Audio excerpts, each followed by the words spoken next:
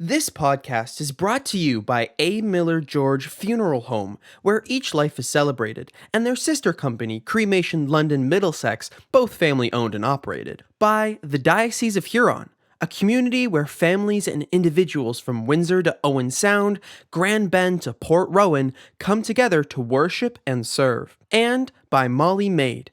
Make your home a healthy haven. Call Molly Maid London today. Cecily Alexander is a dietitian, a teacher, and a writer from London, Ontario. Her recently published memoir, Immigration, Race, and Survival From Trinidad to Canada, Living in Parallel Worlds, will help you to understand racism as you journey with her through many experiences. Cecily has had a career as a dietitian for over 40 years. She has a master's in business administration specializing in organizational behavior, in addition to her nutrition degree from the University of Guelph. She has taught at both the university and college levels, and is a faithful Anglican currently attending St. Aidan's Church in London, Ontario.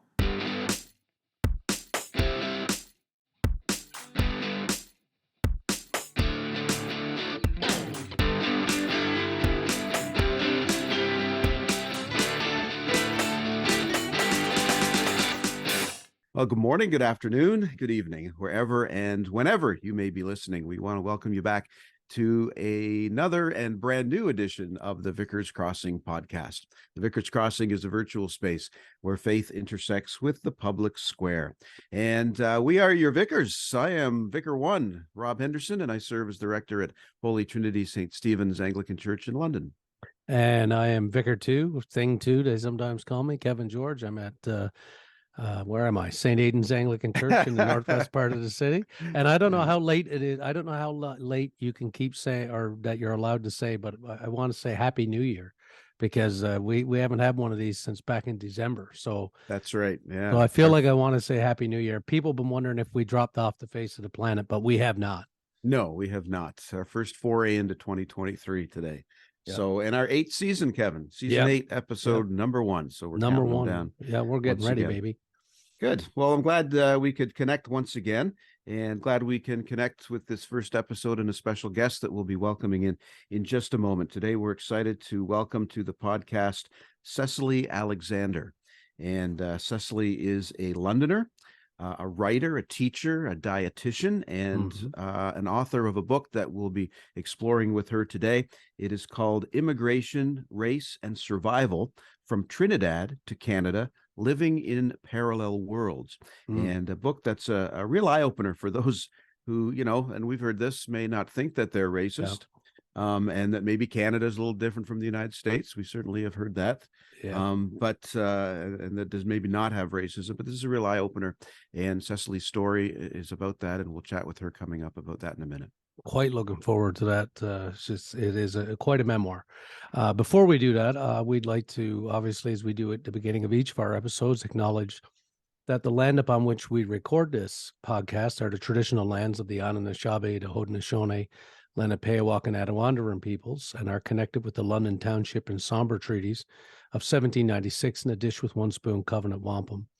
These lands continue to be home to diverse Indigenous peoples whom we recognize as contemporary stewards of the land and vital contributors of our society, and people with whom we wish to work together to walk towards healing and reconciliation. And we also want to take a moment to thank our sponsors here at the Vicar's Crossing podcast. First to A. Miller George Funeral Home, where each life is celebrated, and their sister company, Cremation London Middlesex, both family owned and operated. Our thanks to Dave Mullen for his continued support and the support of all the staff at A. Millard George today. Yes, and great guy over there, that Dave Mullen, I'll tell you. Also want to say thank you to the Diocese of Huron, a community where families and individuals from Windsor to Owen Sound, from Grand Bend to Port Rowan, come together to worship and to serve, and sending out our gratitude to our Bishop Todd Townsend and all at the diocese who support this endeavor. And to our good friends at Molly Maid, make your home a healthy haven. Call Molly Maid London today. And our thanks, as always, to Tricia Listar and the whole crew at Molly Maid for their generous support over the years on the podcast. We really do appreciate that. They certainly do know how to clean up over there. They do. Yeah. And if anyone needs cleaning, it's these two priests. That's right. There's That's for definitely sure. anytime we come around, all you hear is clean up an altitude, clean up an altitude. These two have made a mess again. So, yeah. Well, I hope we don't make a mess today in this podcast, because we are looking forward to talking to Cecily about her book and her memoir, and she's going to be joining us here in just a few moments. Yes, she's about ready to come in, and you're going to love Cecily. I've gotten to know her a little bit. She's been attending St. Aidan's, and she's got a great story to tell. So let's welcome her in, and she can bring her beautiful memoir to all of you. And so happy to have Cecily Alexander on our podcast today in the Vicar's Crossing, all the way from London, this Ontario, London, right? This London, from Rob? This London, yeah. Yeah, usually we have to fly our guests in thousands of miles, but Cecily's really close by. So we're so glad to have you here. How are you today? And welcome. Thank you. Thank you so much. It's great to have you with us. You are just a gift. We've been reading your memoir and taken by the incredible resilience and your strength. There's a lot in this book that we want to get to right away. I want to begin by having you perhaps outline for our readers, as you did, our listeners, as you did for the readers in the book, what it was like for you coming to Canada in the 1970s. You grew up in a racialized society in post-colonial Trinidad. But you hadn't, as you describe it, directly experienced racism before you came to this country, certainly not in the overt ways that you describe it once you got here. You write in the introduction of the memoir about the differences between asserted identity, your asserted identity, and the assigned identity that Canadians placed upon you when you got here.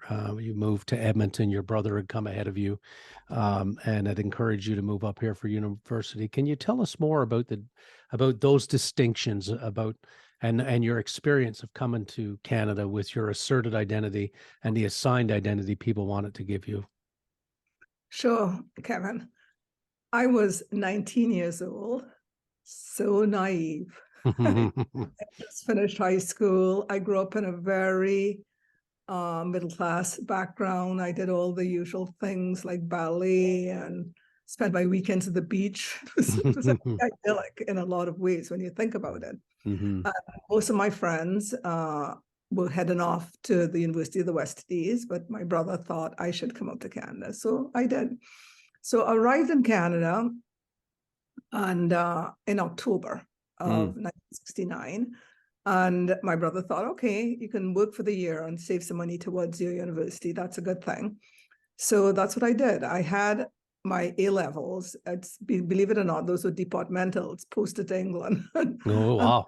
Then posted back to Trinidad. Yeah. So I had high marks and had a bookkeeping certificate that I took over the summer in preparation for working. And I walked the streets and just couldn't understand. I thought a clerical job I would have gotten immediately in Trinidad with my background, but nobody would hire me. So I lowered my levels a bit. I thought, okay, here's a Kodak counter. I just needed someone to work a cash register. So I applied for the job. And the owner, I still remember his name, Mr. Ingalls. He came and he held my hand and he said, Cecily, you're such a lovely person. I would love to hire you, but I'd lose my customers and my business. Wow. Exactly what he said. I left, went to a park bench and just cried. I just didn't understand. I thought of going back home, but I saw that as a bit of a defeat. And I thought I'd take on the challenge. And as I said, at that early stage, it put Canada into perspective of what this life would have been. So that was it. Yeah. So say a little bit more about, because I read that and I just thought, 19 years old, like you're in a new country, and this man tells you this. I mean, God bless him. In Edmonton, Alberta, from Trinidad. God bless this man for his honesty. To tell you what was going on. But I was really taken by your reflection about assumed identity and asserted identity. Can you say a bit about that? Because you write about what people expect of someone coming from Trinidad. Right. And I really realized very early that my assumed identity, being middle class, from a very comfortable family with all of the trimmings that came with that, was not what people thought about from the Caribbean. They saw us as poor, as immigrants coming, well, of course, coming here for a better life, but very, very different. And with that came all the stereotypes of people that are Black, you know? Yes. Concern about whether we are honest or dishonest or just who we were as.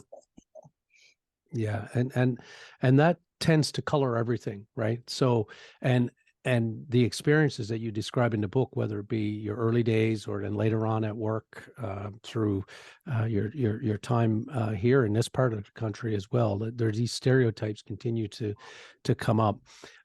You write about growing up in Trinidad, where there was a fairly well-defined class-related structure, where there was a defined difference. You describe everyone as sort of knowing their place. You knew to respect anyone who was in a position higher than you. You just quote a little piece of the book here. You write, "I understood at an early age that I had internalized the unfairness and injustice of racialized behavior, and my middle-class upbringing had not required me to be deferential to whites.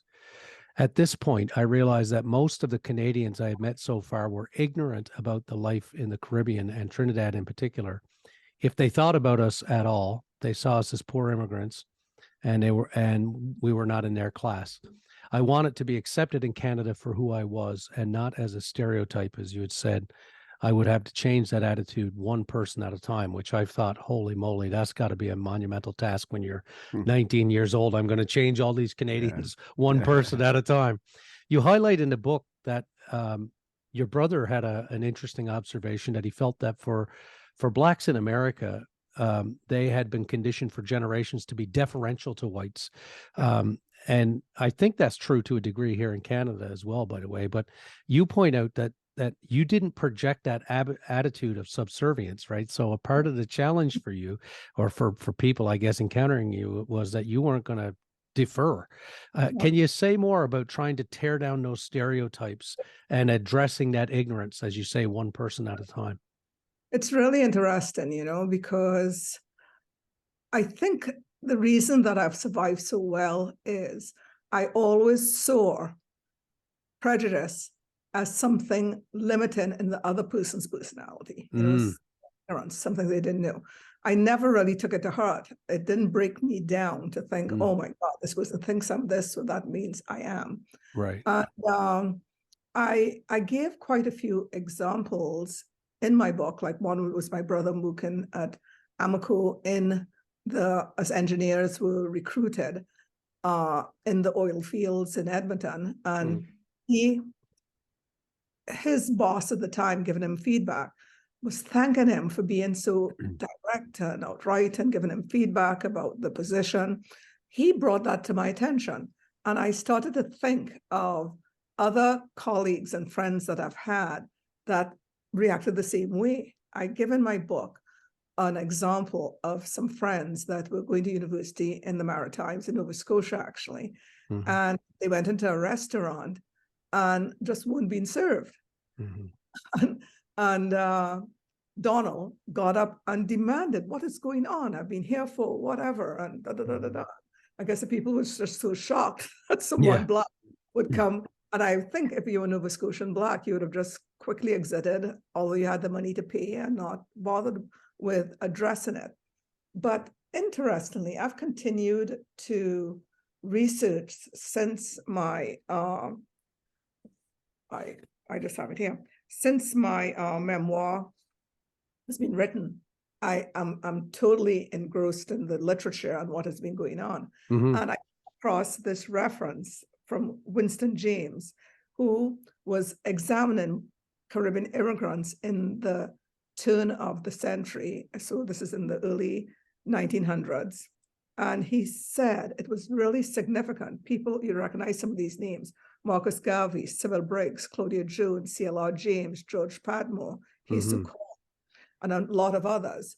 And they, when they came from the Caribbean to America in the turn of the century, they were shocked at the way they were perceived by whites. you Yeah. know, Yeah.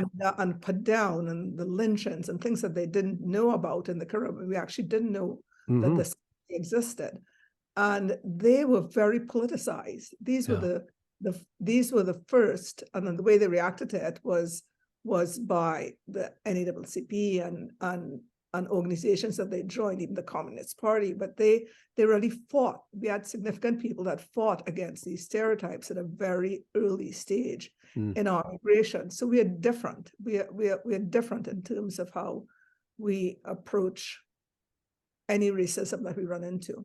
You see, in the Caribbean, you have to realize that, and I mentioned this in my memoir, everybody that my lawyers, my doctors, my politicians, they're all people of color, East Indian or Black. So you didn't have that stereotype in terms of us being second-class citizens or unintelligent or any of those things, right? Yeah. I'd like to talk about with you something this is something I've just learned about, and certainly you've helped me with this, the Montreal computer riots at St. George Williams University. Now, this is something that took place in January of 1969. I'm sure it's a story that not many Canadians are really familiar with. I certainly wasn't.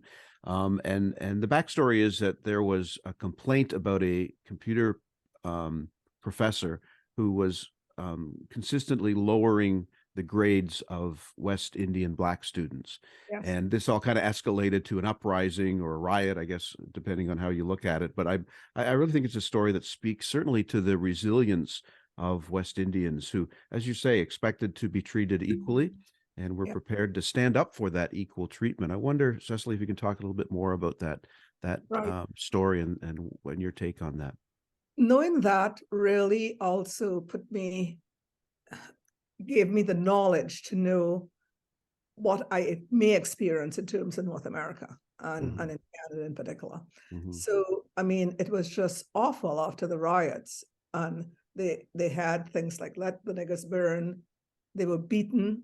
There were 1,044 charges, of only 9 were upheld. So that tells the bias of what happened at that time.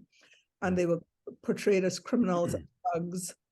But interestingly, let me tell you, 3 of the people that I have in my memoir that were part of this riot, Rosie Douglas, who became the Prime Minister of Dominica, and Cools, the first Black member of Canada's Senate, and Jock Jagan, he was the son of the Guyanese Prime Minister. So that's what I'm saying, you know, we came up here thinking we are equal and we're treated as second-class citizens, and stereotypically the stereotypes that you have of Blacks in Canada. And I've actually said more than once that I think the stereotypes, I came to realize that your knowledge, knowledge of Blacks is very, very narrow. And it's what you know from the States in terms of colonialism there and Jim Crow laws and segregation, and that's it. You know, it's been an evolution to think of Blacks differently. Right. Yeah, and Kevin and I have talked about this a lot, about different ways in which we were educated growing up. And this kind of stuff was not, in curriculums, and certainly stories about the riots at Sir George Williams. I'm not saying that it was never talked about, but I don't remember anything like that. And I had to do some research on it just this morning when I was preparing to talk to you, just to get an understanding. But it's not something that we ever heard of or saw of. So you came up against racism a lot in your work environment too. And you talk about that, and you write about that in the book. And you write about microaggressions and micro-invalidation in the book. The number of incidents of these that you faced is really remarkable. And also remarkable is how you championed on despite all of that. And it really, you say it only really broke you when your husband was dying, right? Yes. And I'm wondering if you could just take a moment to help our listeners and us too here today understand microaggression, micro-invalidation. What is that? Maybe give a couple of examples, because you do mention a couple in your memoir. Right. Well, I the other thing that I've said is that I knew what was happening to me was wrong, Mhm. didn't have the words. And many people think of racism as overt, calling somebody by different names, Mhm. but that's not. Micro invalidations and microaggressions, I think, became more common in the later 80s with political correctness, really, to be honest. Mhm. And but the racism was still there, but there were laws against someone Yes. calling you names and treating you very overtly. So microaggressions, these are sort of snubs, slights, and insults that are given to you. But micro invalidation is the one that is most significant to me. I'm going to step back and say I only knew this word in 1917, just a few years ago, where I was skiing in Utah and a guide said to me when I was explaining to him, Cecily, those are microaggressions. And I came back and researched it, and like a window opened up inside of me. I thought, oh my gosh, this fits in what I was experiencing so precisely. So let me talk to you about micro invalidation. Invalidation is really trying to make that person invisible Okay. in how they do it. And I had the actual definition here, but it really, in terms of what's done, they try to invalidate anything that you stand for or who you are. So I'll tell you about my experience with this at actually right here in University Hospital in London. If people buy my memoir, I've disguised the name, but now I'm being a bit more upfront about it. I got to say, Cecily, you threw me for a loop because I'm reading a book and I thought, where is this hospital? And what is this? And what is this Greensville? Where is this Greensville? I know.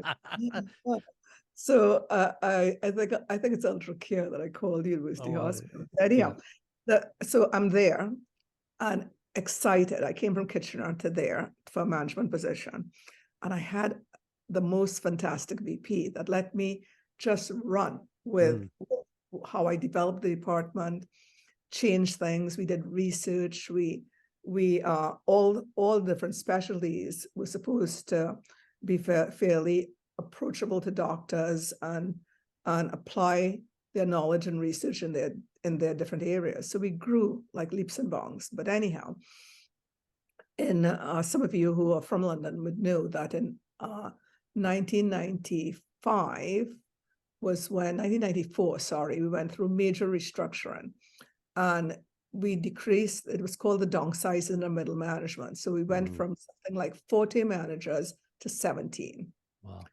I thought I was lucky because my position was saved. All my other colleagues, the head of physio, OT, etc., lost their jobs, which in retrospect, if I had gone with them, I wouldn't have gone through what I did. But anyhow, I was saved. And because I was very entrepreneurial in the position before, which was encouraged, I was given a job. My job changed from manager to coordinator. Half of it was to be in charge of the dietitians, and the other half was to be under food services, doing program development and business development. So some ideas basically to make money, but which was very exciting to me to do.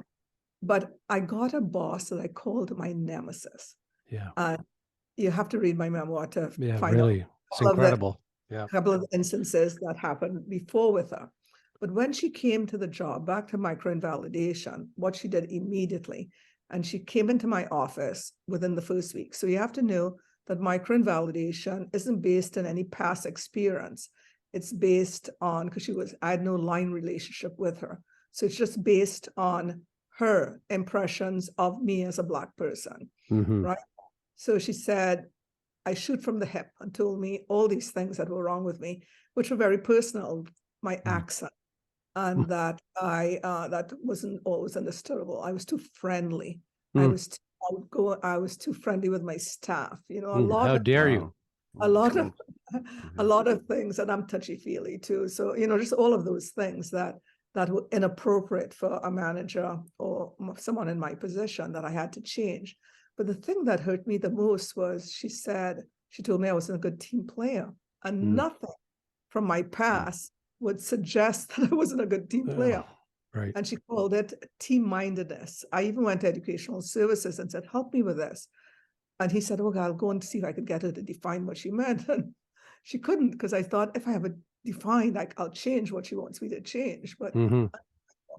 But the biggest things that she did, which is micro invalidation, is she took me off all the committees I sat on.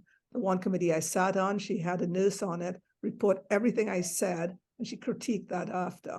I chaired my dietitian's meetings, and she took me off of that, and she chaired them herself, or delegated them to other dietitians to chair the committee themselves. I reported directly to the VP on my business development progress, and she took me off of that and reported to that. She literally silenced my voice all the way through. And to sum it up, at the end of that year, we had to amalgamate with University Hospital and Victoria Hospital, and that's when she fired me. And they say it's not firing. They said it was restructuring, downsizing, but I was fired. And quietly to me, she said, I got a good package and the whole thing. It wasn't some of those awful firings that you hear about. But the bottom line was, she said to me, I didn't trust you. That's such a big theme with people that don't understand Blacks, and that we're dishonest and we can't be trusted. So that was what came out in terms of firing. Can I just pick up on that for a second and ask you, because I think one of the most powerful examples of that mistrust is around when Wayne, your husband, got sick. Yeah. And you needed time. I mean, those to me are some of the more powerful examples. Right. That's my second big experience, because again, clinically I was stellar. I was on top of my game. I read a lot, and even although I realized I had all kinds of microaggressions at this hospital because it was conservative, implicit bias, you name it. I can go through tons of those examples, but those didn't really bother me because I was really good with, for 8 years actually, I had a dietitian manager of which I was on top of my game. I became president of the college. I taught at Brusher University. Lots of good things that were happening to me at that time. And I was very satisfied with myself. Then I restructured again. I got another nurse manager who, oh my gosh, from day one, she tried to break me. And one of the things that she did was she just wouldn't communicate with me. She met with other dietitians, but just communicated with me by emails. And I don't know how many, I don't have to jump right into my husband's illness. Tell us about that.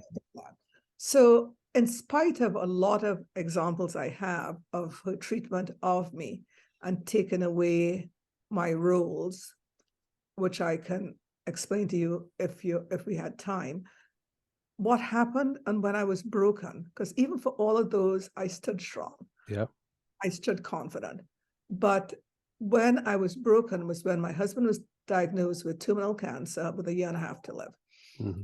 And within that time frame, she said, most guys don't die with prostate cancer.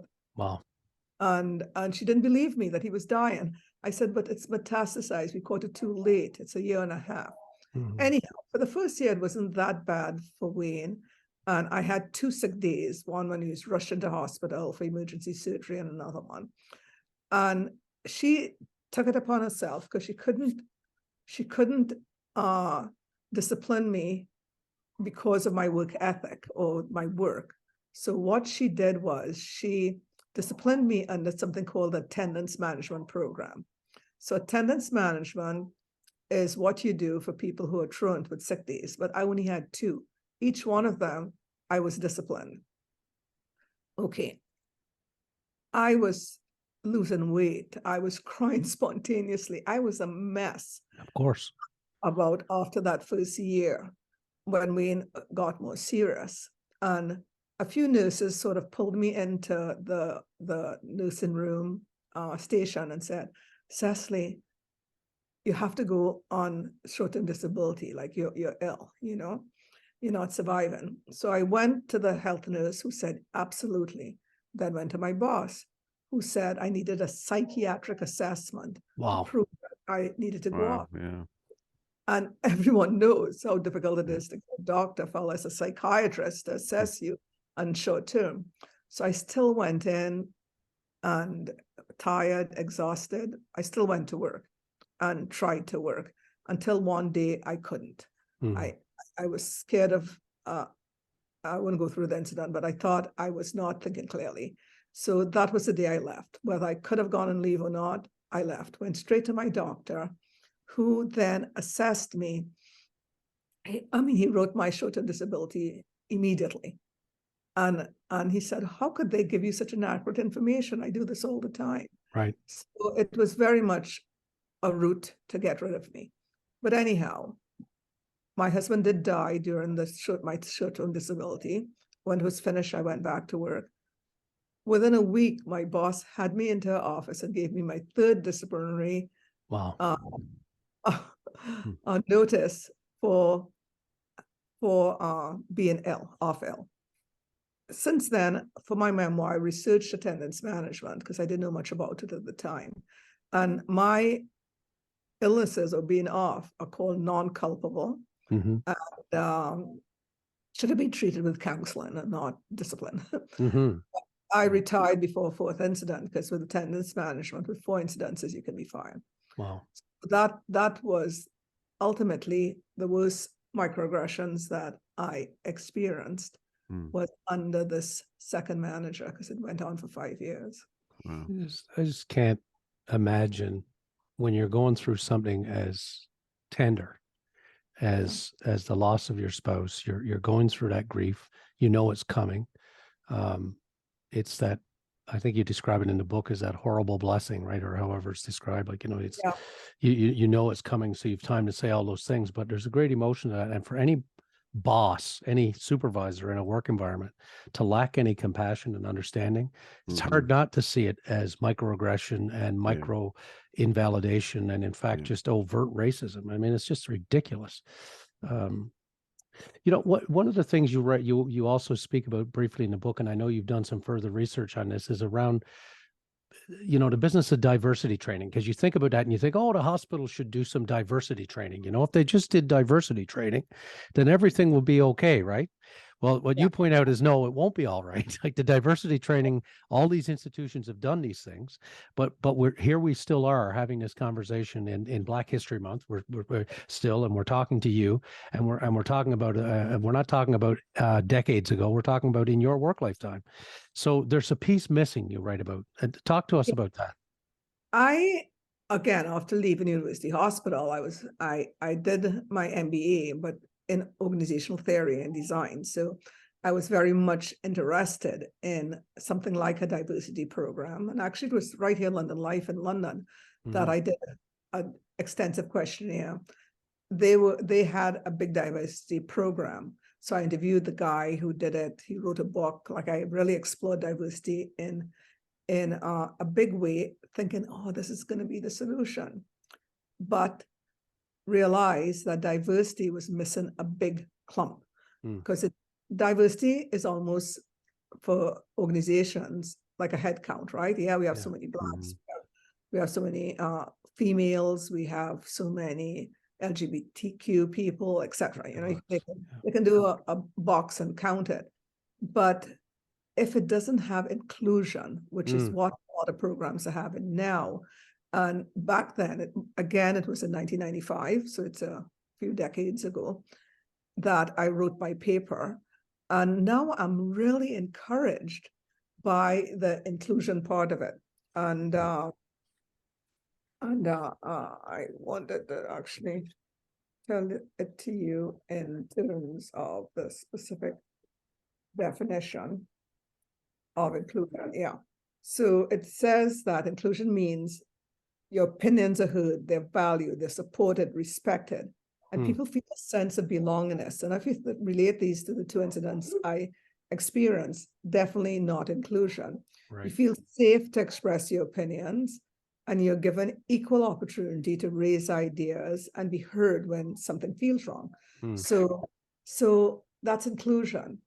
And one of the things that I was very, very encouraged by was the fact that I am on the mailing list. I'm looking for it. I'm on the mailing list of Stratford, the Stratford Festival. Mhm. Mhm.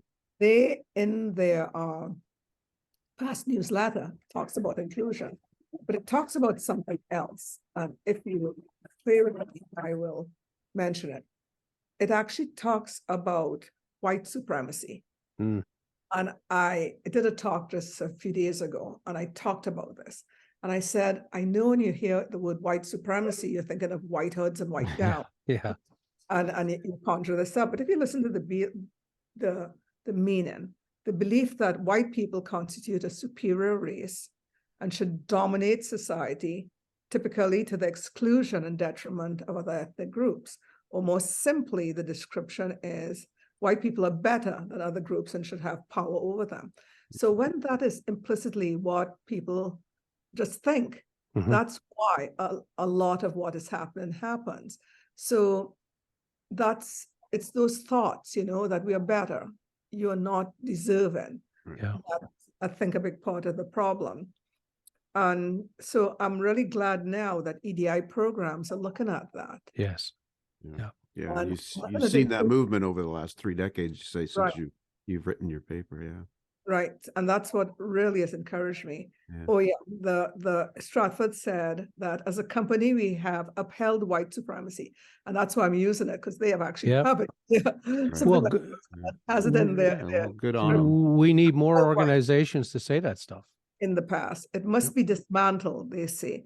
We are committed to evolving our understanding of equity, inclusion, and anti-racism, and to be celebrated and given a platform to a array of voices.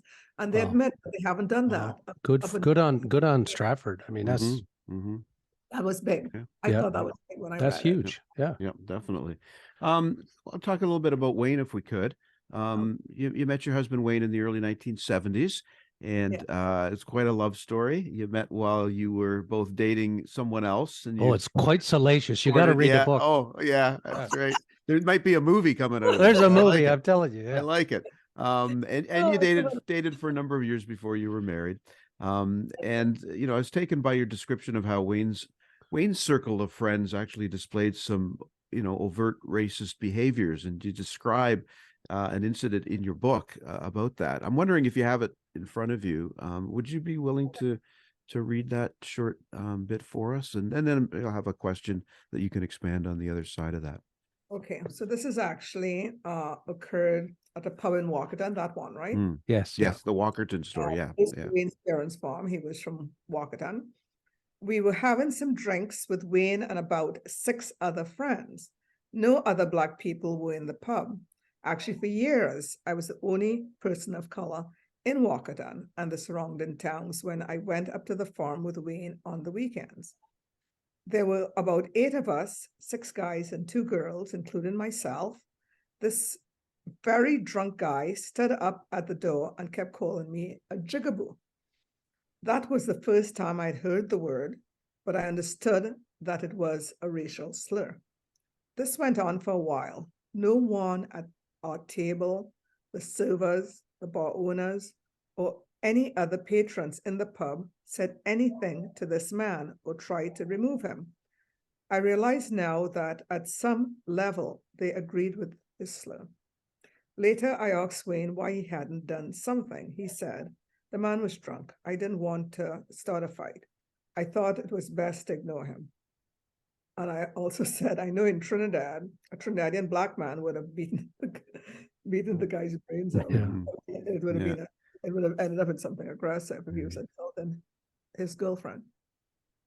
Right. And then you go on to say, you ask the question to yourself, why would I stay Yeah. with Why someone would who I does stay not with a defend, my honor? defend my honor? So And I said this answer is complicated. yeah, it's a complicated answer. so Can you get maybe up- talk more about that complication? Share a little, if you will, about how this relationship and relationship to your sons was complex as well. Right.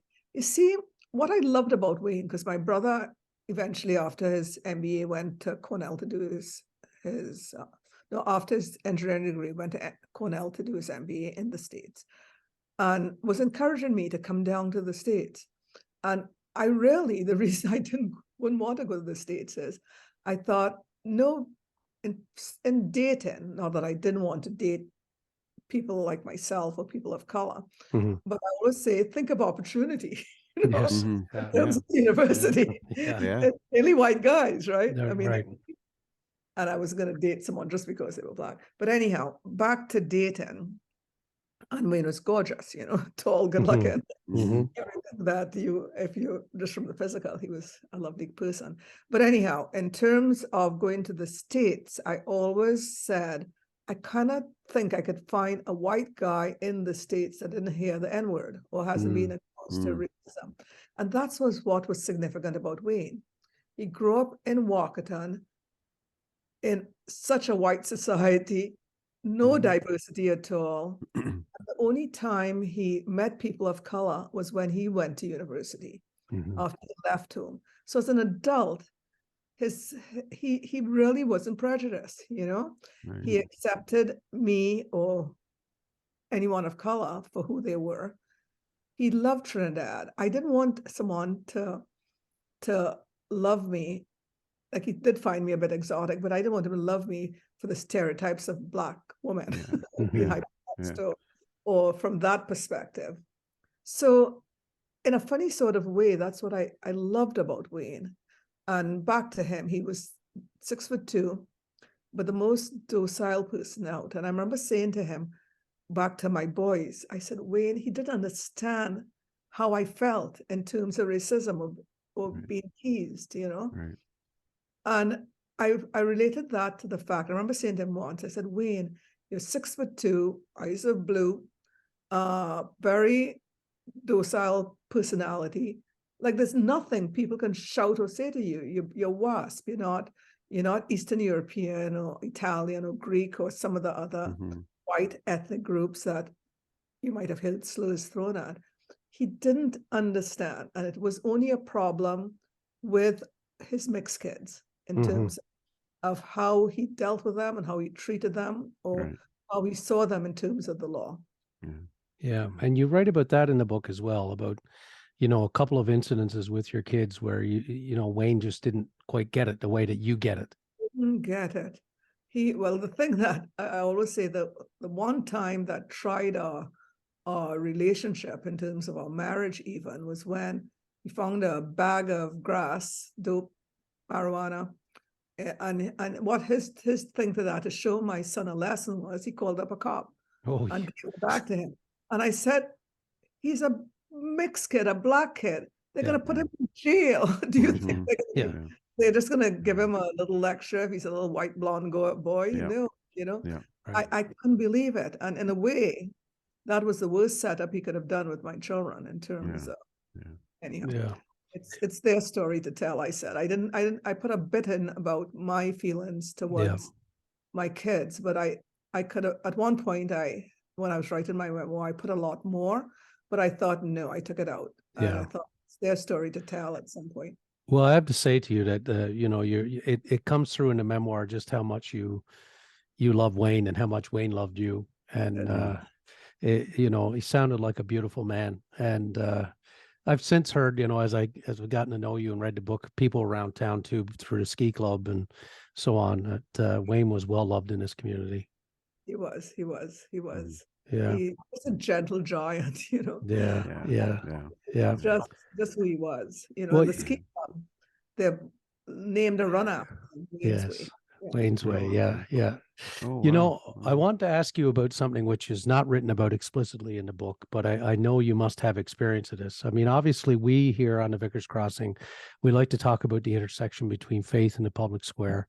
And as it relates to, Black History Month and anti-racism and unpacking the stereotypes. I mean, as Rob said, we grew up, both of us cisgendered, hetero, white dudes in Canada, unaware of the bathwater I was living in and how privileged I was just because of my skin color.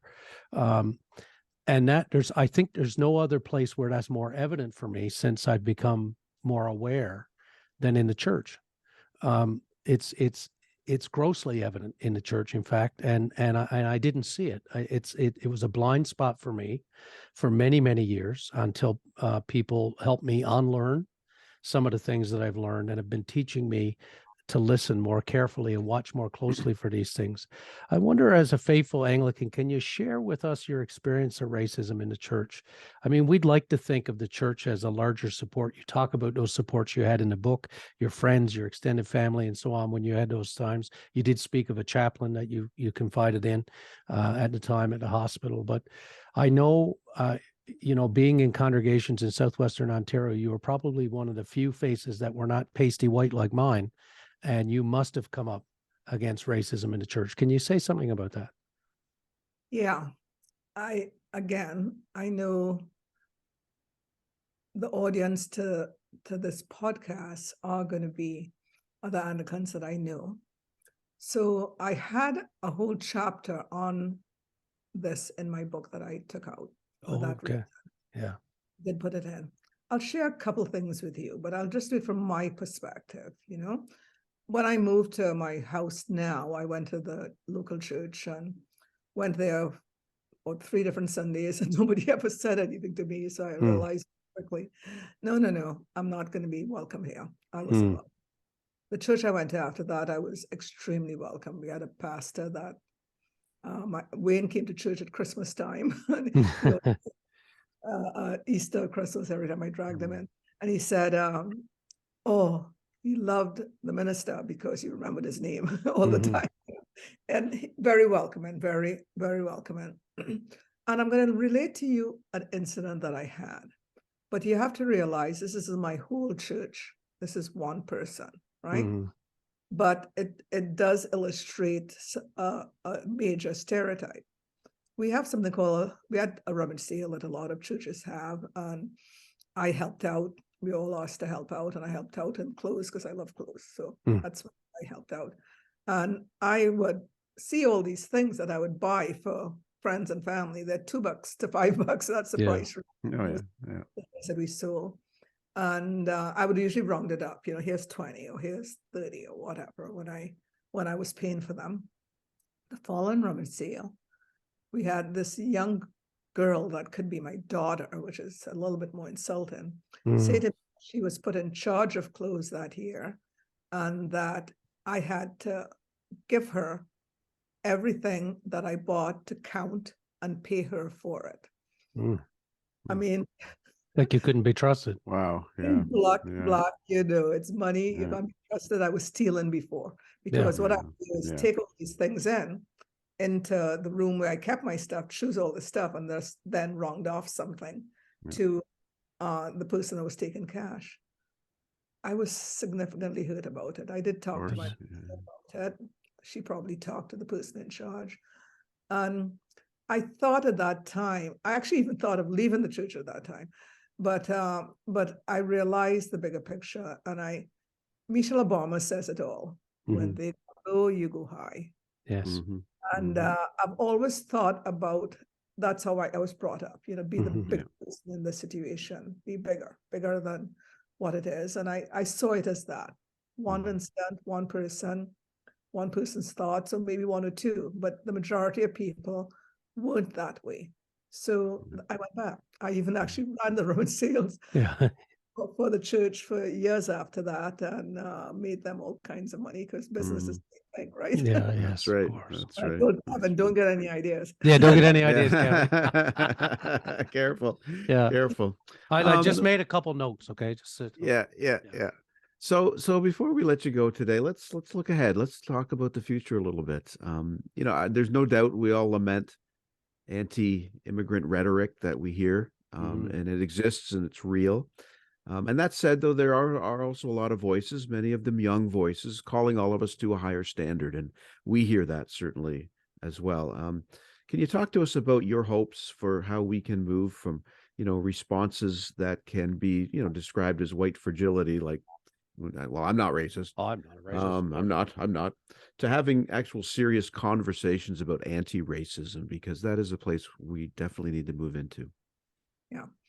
There's some places I'm optimistic and others I'm less. But in terms of optimism, I ended my memoir very, what I say naively, saying let's like you to move from being not racist to anti-racist. Then I started to explore what anti-racism is. And it is, for the person, it's almost their own pilgrimage in terms of reading and familiarizing themselves with the terminology and the experiences and meanings of words and how they are being insensitive. And not many people I think are there yet, or close to being there yet. So it's a fairly naive challenge that I gave. And when I think, what I do now is I talk about race all the time, you know. I mean, it just seems to come up. While I say that the majority of my friends, 90% of my friends are white, and my husband was white, my present partner is white. So I live in a white world. So it does come up now, and I try to educate and change. But when you think of the spectrum and you think about halfway there, many people are still way over here, you know? And like one of my friends, you've heard it too, Cecily, what about White Lives Matter? And Blue Lives Matter? And I have to explain to her, yeah, I'm not shooting them in the back, you know? Yeah, that's right. Yeah. Traffic infraction. You know, so I'm seeing my role as education in that respect. And for the ingrained racist attitudes of the older population, I think that's where the challenge is a lot harder. Right? But I'm very optimistic for the younger generation.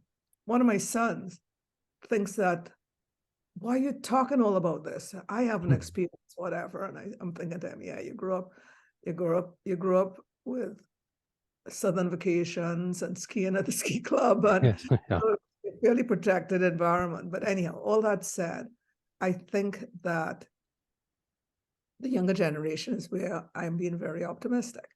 In the same sense, where I'm not as optimistic is a lot of the hate crimes that are coming out, and the groups that it's on the rise. And more from the States here. But let's just hope that with all this extra awareness, the younger generation and education in the schools and places like Toronto, where half of your schoolmates, or more than half, are people of color, people of different races, different countries, that's going to be less and less. And we'll be able to stand up against some of the hate crimes that are happening today. Yeah, and I share that too. I mean, I think that I worry that there seems to be a vein in politics right now, particularly on our national scene, where they want to exploit these differences and inflame a sort of a white rage against, they're taking away from us. But there is hope in our young people. I mean, when you listen to, and I think this way in the church too. I mean, like Rob and I have had a ton of people on here over the last few years, but as I think about the conversations that are happening in the diocese here, we have the Archdeacon we have for Reconciliation, Rosalind Elm. Roz is an amazing Oneida person who's doing incredible work in the diocese. The Reverend Hannah Scorer, who is, constantly helping us unpack some of our white privilege and what's going on in the church and the colonialism that we're still trying to deal with. Stephen Green, who I just heard Wednesday had preached up at the university, who's the priest up in Lucan. Stephen gave an incredible sermon, and as a young Black priest in the diocese is bringing a new voice. And our Archdeacon here in London, Sam Thomas, is becoming increasingly more frank about what he's been through in his 35 years or so here in Canada as an Indian man. So I think there is hope for where we're headed, and I think books like your own are a great part of that. I think that even just a few years ago, I'm not sure that I can speak for me. I didn't take Black History Month as a time to pick up books by Black authors. Through February now, that's almost all I've read. So, I think that that's a part of the thing is who's in your bookshelf? What are you reading? Who do you surround? Where do you put your body next to, that sort of geography of self, but. Yes. very, very optimistic. And part of what I think needs a little bit more education on is this whole thing about people are so scared about immigration and refugees. And Yeah. I'm talking to the white population. Yeah. And I say Canada is still 73% white. Yes. Yeah. Yeah.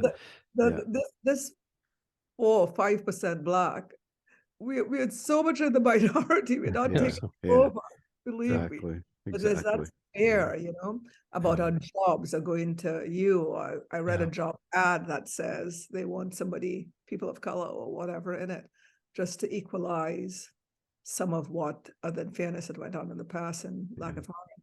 Yeah. But the other thing is, refugees are only about 5% of all our immigration. That's right. And I think we have to educate people on the fact that we need immigrants.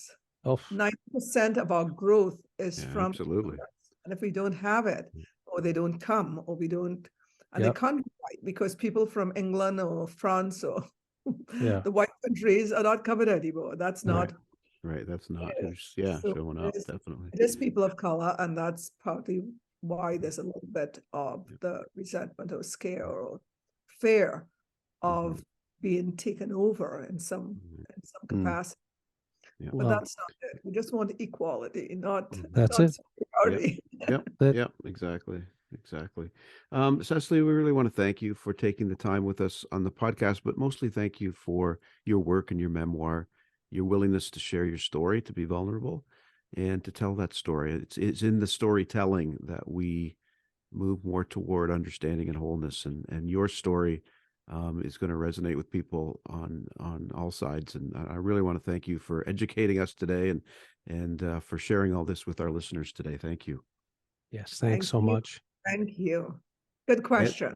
And the book, again, we want to tell everybody once again to look for it, Immigration, Race and Survival from Trinidad to Canada, Living in Parallel Worlds. The author is, there it is, holding it up right there for our YouTube watchers today. Cecily Alexander is the author and also our guest today on the Vickers Crossing.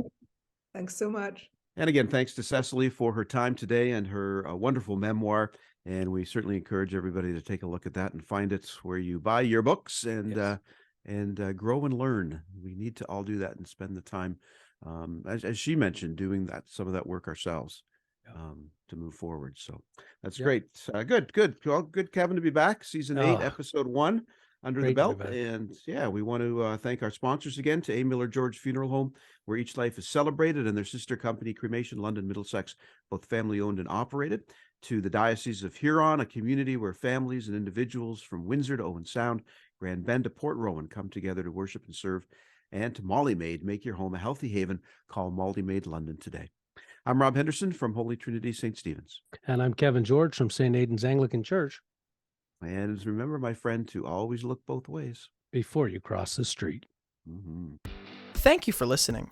Our hosts are Kevin George and Rob Henderson. Our producer and composer is myself, Ian, with original artwork done by Elizabeth Dodman. If you have any questions or want to know where to find us, tweet us at Vickers Crossing or find us on Facebook at The Vickers Crossing. If you have any other questions about anything heard on this podcast, leave us a comment or look in the description to find out more. Thanks!